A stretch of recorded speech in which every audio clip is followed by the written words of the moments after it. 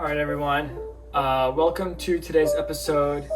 Today we're going to be doing a JRZ RS2 install on my 2009 BMW E90 M3. I have a track day this weekend at Thunderhill West, so I'm trying to track prep the car to make it to that event. So we're going to do the suspension install, ride height adjustment, and then a brake flush later once I can get the car to the shop. But for now, we're just going to be doing the suspension install. I'll give you guys a rundown as to like what's done so far, and then the parts that I have for the car, so you guys have a better idea of what exactly I want to do. So with that being said, let's get started. Okay, so as you can see, the stock suspension is already out of this car. I believe these are SPL end links already installed, and I have GAS monoballs. That's the little blue bushings right there. I don't know if you guys can see that very well, but I have a new GAS monoball front control arms on both sides, already pre-installed because it doesn't really matter for this video. And I didn't want to take them off just to put them back on because I had the idea to film all this kind of too late. That's why everything's already taken out. Anyways, this is what it looks like in the front end. So I need to assemble the front shock, slide it in, throw it up, and that should be good to go. Something on the other side, the rear. Let me show you the rear. So in the rear of E90 M3s, the shock and spring are divorced. You have the option to get them as a single unit from JRZ, but I opted not to because it puts too much stress in the rear shock tower. So I'm going to be not doing that and just basically doing a reverse OE install. So with that being said, let me move the power cord for the light out of the way. This is the hardware. These were just sent in from Olsen Motorsports. They just rebuilt these for me, so they're effectively 0-mile shocks. These are JRZ RS2s, non-remote reservoirs obviously, but that should be fine for my purposes. So what I need to do is assemble these because they're just the raw damper bodies right now. So that means I have to put these needle bearing plates in. These basically help the spring rotate. So these go on, and then I put the spring sets on. These are running a 90 and 140 Swift spring front and rear with a 0 kg helper. And then obviously the GRZ camber plates up here.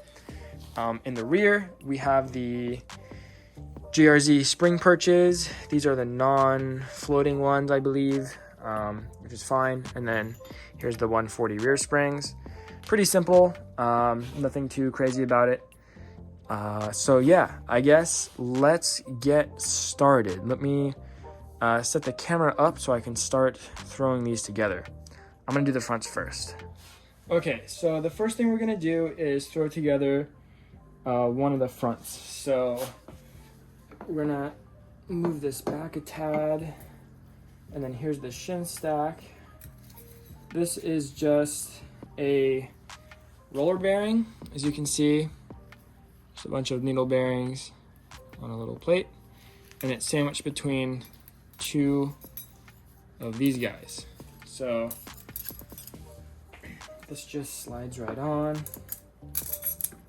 and we'll do that for both of these. That's good to go. And now we're gonna throw the spring on. Groovy. Okay, so the next thing I will mention is that these are directional based on the little tabs that you can see here for your sway bar. So this is the front left or driver side shock, and the top hat is actually labeled front left right here at the bottom. There you go, you can see it. So make sure you correlate that to where it's supposed to go. The next thing is going to be the top hat itself. Now I'm just noticing that the inside of these sphericals are not looking too great. They're fine. There's a little bit like filled with just nasty stuff. As you can see, that's what the bottom looks like. So these are fine, and they're still nice and stiff, which they should be. You shouldn't be able to move them freely. But I just want to go ahead and clean that up. So I think I'm going to take a screwdriver, some penetrating oil, and a rag, and just kind of dig it around to try and scoop up as much stuff as I can. And then we will resume after that. Be sure to pay attention that these two spacers need to go into the spherical bearing before you slide it onto the shock. So I'm gonna go ahead and grab some WD-40, and then we'll go to town cleaning that. All right, so I'm just gonna go ahead and spray a little bit of WD-40 on the inside of the spherical. Let it soak in there for just a second. And then I'm going to be using a junk microfiber. This thing's already nasty and dirty, so I don't really care about ruining it. I'm going to go ahead and stick a screwdriver in the microfiber and get to cleaning. Just want to make sure that I get this one going as well while we do the other guy. All right. So that's nice and caked in. I'm gonna let that guy sit for a minute. And then from here, it's really just a little bit of elbow grease and scrubbing. So I'm just wrapping the tip of the screwdriver in the microfiber, and I'm just gonna get in there and try to pick up as much of that grit and gunk as I can. As you can see, it's pretty nasty in there. I'm just gonna keep going over that a few times just to clean up as much of that stuff as I can. And I'm gonna go ahead and do this on both sides. Okay, so I just wanna take this time to do a quick before and after. This is the after. You can see, well, I'll do the before first. See how you can't really see much, there's too much WD-40 in there, but you can kind of get a good idea. There's just a lot of gunk and dark brown looking stuff in there where the bearing is. And then in this guy, you can see, this is the area that I cleaned. See where it's like bronze right around there? So that's what you want. So none of that dirt and gunk is gonna get in between the bearing and the outside kind of liner and you know, prematurely wear. Just want to make sure you keep all this stuff clean if you can. It doesn't hurt, and it should save me some miles on these. All right, so now that these are cleaned, I'm going to go ahead and put these spacers back in. These simply just go on the top and bottom of the bearing. So one on top, one on bottom, just like that. And this is the fun part. I have to compress this onto the shock shaft. And we're just gonna put this guy right on top. Doesn't really matter which way it goes on, because it's gonna rotate anyway. And then we have to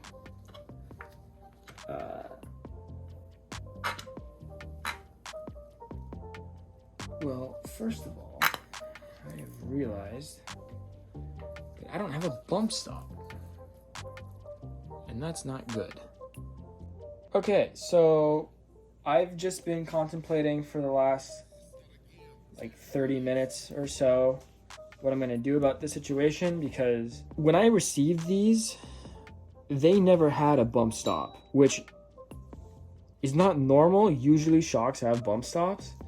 So what I'm gonna do is tomorrow morning, I'm going to call Olsen Motorsports and ask them if these are even supposed to have a bump stop.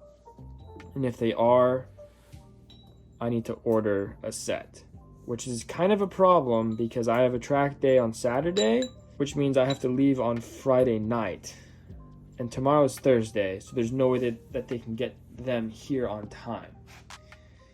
My alternative is this. I can find somewhere local to me in the Bay Area that would have a bump stop of similar size and slip that on.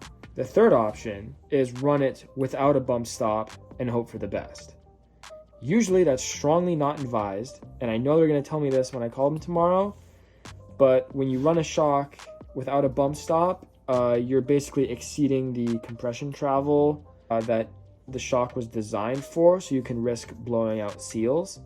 So yeah, we'll have to see what they say about that. I think it should be okay to run for one day, since I'll make it a point not to smack curbs too hard, but just to be safe, I'm going to give them a call tomorrow and see what they say. If it's like, if they say if you drive on them without bump stops they will explode, then I won't do it. But here we are. So what I'm going to do is I'm actually going to switch over to the rears instead. I'm going to throw the rear springs in with the rear shocks because I have everything I need for those. Speaking of bump stops, these are the rear bump stops. They go on the shock shaft. There's these poly bushings. So I am going to, I guess, start putting the rear of the car back together. All right, so upon further inspection, it looks like I can't even do the rears either, because this guy right here is a lower spacer that Olsen sent me, and it's the wrong size. So these go in these eyelets right here, and obviously these are too short. My options are this. I can run these, so I have these on one side. I have enough to put these on one side. I can stack up a bunch of spacers. By spacers, I mean washers to fill in the gap. But it's like a 1/4 inch, so I'm gonna need a bunch of spacers to get this to work, but it is an option. Plan B is I may have a buddy of mine who might be able to machine me one of these spacers tomorrow, which is kind of a Hail Mary, but you never know. So I'm gonna hit him up and see what he can do for me. But worst case scenario, I think I'm just gonna run a bunch of washers in here for now until I can get the actual part that I need, and then I'll have to kind of pull it out and do it all over again. So for now, I'm probably just gonna do the left rear corner.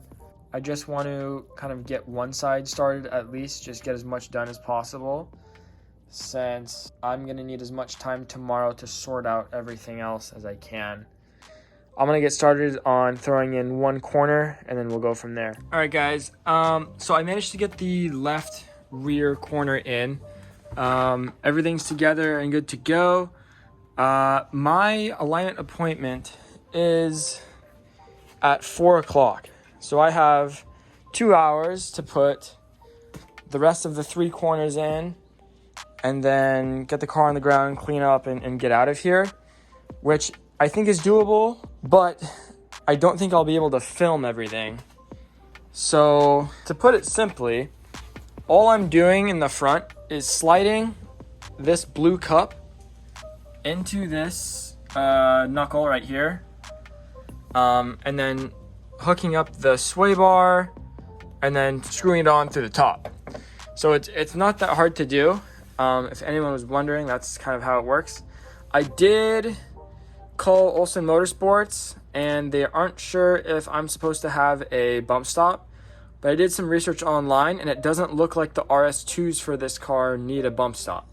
So I'm gonna go ahead and just run it like this, and I think it should be okay. The rear spacer issue that I was telling you guys about earlier is currently being resolved. The one spacer that I have for this shock is out getting duplicated. There's a machinist next to where I work, and he has it on a lathe and he's making me a new one, which is super nice. So yeah, with that being said, I'm just gonna go ahead and get started and get this thing on the ground because I don't really have time to film the whole process. So I'll update you guys later.